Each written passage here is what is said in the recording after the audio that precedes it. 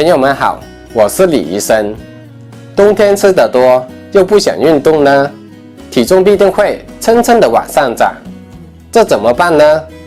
今天李医生教大家吃对水果蔬菜，不仅会对我们身体带来很多的好处，而且还能减肥、刮油，尤其是对于脂肪多的人来说呢，效果更好。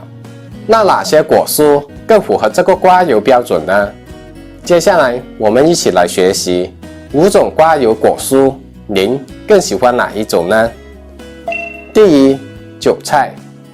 韭菜有洗肠菜之称，这是因为韭菜本身的热量很低，同时含有丰富的维生素、膳食纤维，在食用之后呢，可以阻止脂肪的吸收，促进排便，从而达到减肥的效果。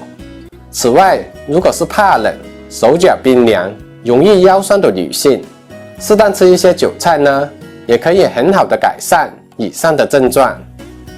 第二呢，苹果。俗话说，1天1苹果，医生远离我。虽然有点夸张的成分，但多吃苹果对人体确实有益。苹果中含有独特的果酸呢，能加速身体的新陈代谢，去油排毒，而且苹果具有非常好的饱腹感，这样呢也可以减少其他热量的摄入。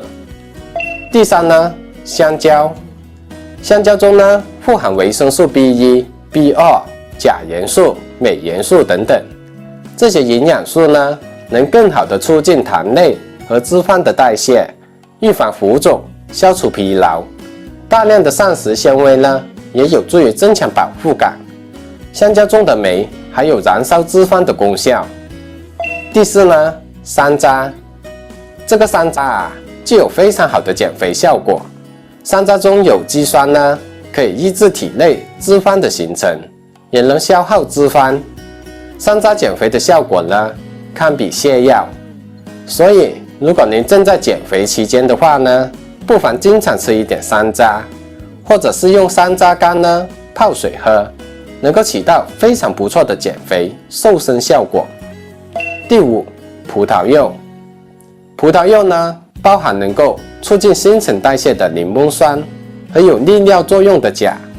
果肉呢含有丰富的膳食纤维，经常吃葡萄柚呢，可以调整肠胃，改善便秘，还能消除浮肿。